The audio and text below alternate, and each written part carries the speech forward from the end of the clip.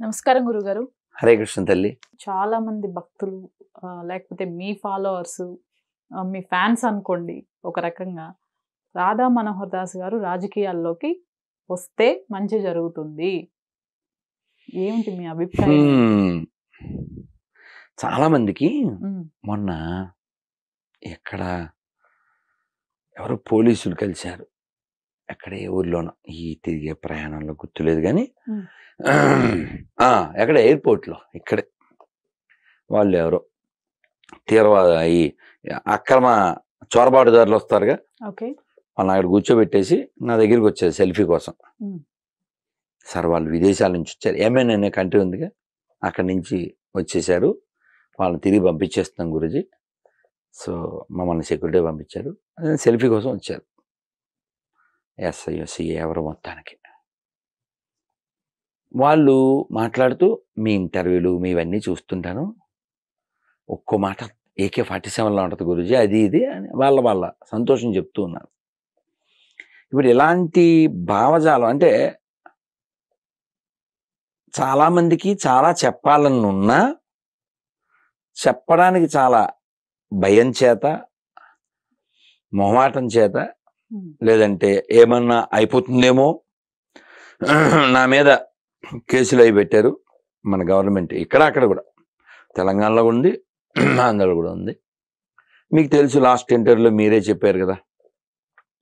చెప్దాం అనుకున్నా ఇందాక అంజుబాబు గారికి, మీ ఇంటర్వ్యూ ఎఫెక్ట్ నాకు ఒక కాల్ వచ్చింది. శంకర కళ్యాణ్ తెలుసు కదా, లాయర్, అంతకుముందు వారు చాలా తెలుసు కదా, ఇప్పుడు కొంచెం పక్క ఉన్నారు, వారు మాట్లాడట్లేదు కానీ చాలా గట్టిగా మాట్లాడతారు, చాలా స్ట్రాంగ్గా. ఆయన ఫోన్ చేశారు, గురూజీ ఇంటర్వ్యూ చూశాను, ఇలాగా టీటీడీ వాళ్ళు వెబ్సైట్లో ఇది వాళ్ళు ఎవరు అసలు మిమ్మల్ని రానివ్వకుండా చేయడానికి అది ఇది మిమ్మల్ని కనుక్కుని దాని మీద డిసిషన్ తీసుకుందామని చేశాను, చూడన్నా మంచిది, శంకర తీసే టీటీడీ వంకర, మనకున్నాడు శంకర చెప్పాను.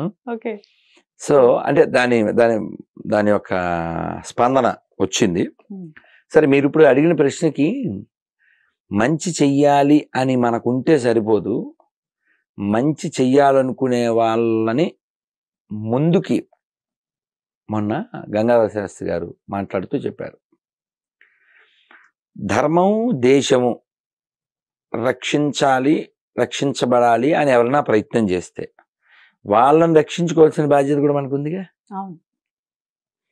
ఎప్పుడో ఒక వీడియో చూశాను, మన అసదుద్దీన్ ఓవైసీ ఆయన చెప్తున్నాడు, హమేషా మోడీ నై రహేగా, హమేషా యోగి నై రహేగా. సరే, వాళ్ళు లేకపోతే ఏమిటి, ఆ లెగసీ కంటిన్యూ ఎలా చేయాలి అంటే, వాళ్ళు ఏదో మనకి కట్టుబానిసలో వాళ్ళు పని చేసేస్తారు, మన పని మనం చేసేసుకుంటామా? కాదు కదా. అల్లు సీతారామరాజుకి ఏం పని, పెళ్లి చేసుకోకుండా జీవిత త్యాగం చేయడం. కాబట్టి ఎవరి స్థాయిలో వాళ్ళు ధర్మం కోసం పనిచేయాలి, దేశం కోసం పనిచేయాలి. మనం పని చెయ్యకపోతే, అసలు పని చేసి త్యాగం చేసిన వాళ్ళు లక్షల మంది ఉంటే కూడా పాకిస్తాన్ పుట్టిందిగా. ఎన్ని త్యాగాలు చేస్తే కూడా పాకిస్తాన్ పుట్టింది, లక్షల మందిని చంపేశారు. చరిత్రే, ఎప్పుడో కాదు, 70 ఏళ్ల క్రితమే. కాబట్టి మనకి తగినటువంటి ప్రోత్సాహం లేనప్పుడు మనం ఏం చేస్తాం చెప్పండి. నేను మీ ప్రశ్న ఇంతకుముందు కూడా చాలాసార్లు చాలామంది అడిగారు. వాస్తవానికి నా జీవితానికి నేను బాగా చదువుకోవాలి, నేను బాగా వినాలి, బాగా జపం చేసుకోవాలి, కీర్తన చేసుకోవాలి. నా దగ్గర బోల్డ్ పుస్తకాలు, మొన్న కూడా నైమిషారణ్యం వెళ్తే ఇంత పెద్ద పెద్ద పుస్తకాలు 2 ఇచ్చారు, ఉపనిషత్ సారాలు, ఇంకా అవి ఇవి మేమన్నీ చదువుకోవాలి. నా ఇప్పుడు శివకృష్ణ గారు చెప్తున్నారు, నేను రోజు 4 గంటలు చదువుకుంటాను. లక్కీ సార్, మాకు అదృష్టం లేదు అనుకున్నాను. బాగా చదువుకోవాలి. మరి నేను ఎందుకు మాట్లాడుతున్నా? I suppose to remain silent కదా. సాధువు అంటే మౌనంగా ఉండాలి, ఓ మౌనం ఉండాలి. ఎందుకు అంటే ఆయన వెంటనే అన్నారు, అవన్నీ వేరే యుగాల్లో అండి, ఇప్పుడు కాదు అంటే. సార్, మీ మాటకే సపోర్ట్ చేస్తున్నాను sir. The world is going havoc not because of the violence of the bad people, because the silence of the good people. దానికి మాట్లాడుతున్నాను సార్. ఆ తిరుమలలో జరిగిన అన్యాయం కావచ్చు, దేవాదాయ శాఖలో అన్యాయం కావచ్చు, మరొకటి కావచ్చు, ప్రశ్నించవలసిన సందర్భము, అవసరము, ఆవశ్యకత ఉంది. అందుకని మాట్లాడుతున్నాను. అదే మాట్లాడితే మనకి వ్యతిరేకమే. మీరు ఎప్పుడన్నా గమనించండి, ముస్లింకి వ్యతిరేకంగా మాట్లాడడం మనం చూడం. చాలా అరుదుగా ఉంటుంది. అసలు చూడండి సార్, అరుదుగా కూడా కాదు.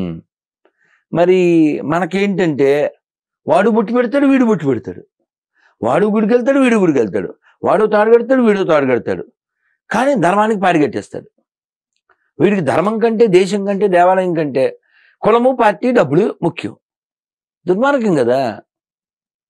మేము పలానా కులం అని భుజాలు చరిచి మీసాలు వేసి ఏదేదో హడావిడి చేస్తాడు. అసలు కులం ఎక్కడి నుంచి ఉంటుంది?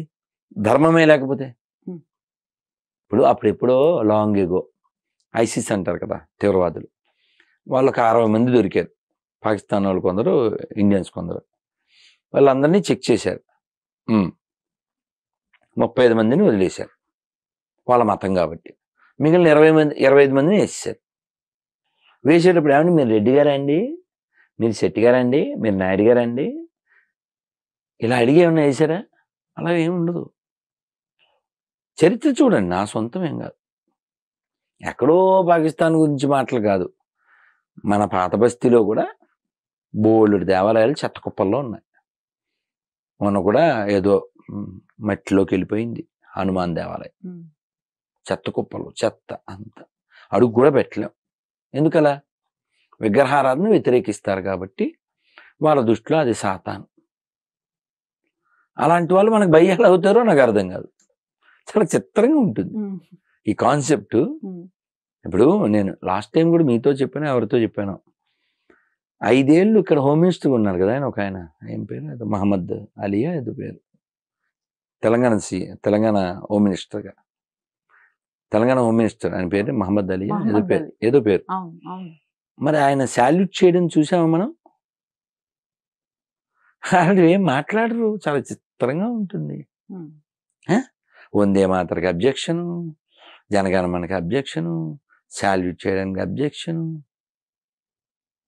మరి అలాంటప్పుడు అకార్డింగ్ టు వాళ్ళ పుస్తకం ప్రకారమైనా కొన్ని చూద్దాం. దేవాలయాలు ఆక్రమించి వాటిని మసీదులు చేయకూడదుగా. వాళ్ళ పుస్తకం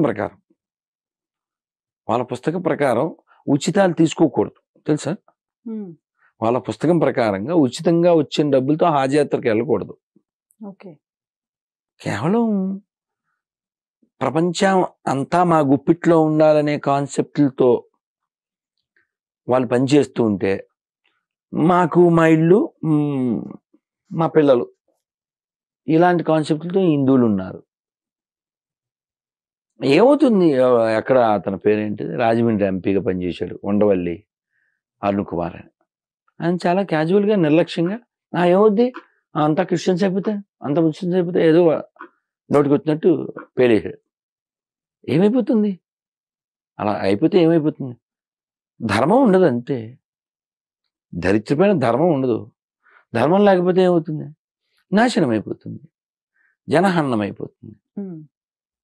అనాలిసిస్ చేయండి. పోనీ ఎవరితో అయినా మాట్లాడతా, మీరు ఎవరినైనా, ఎనీ ముస్లిం, ఎనీ క్రిస్టియన్, ఈ భూమి మీద ఎవరికి హక్కు ఉంది అని అడగండి.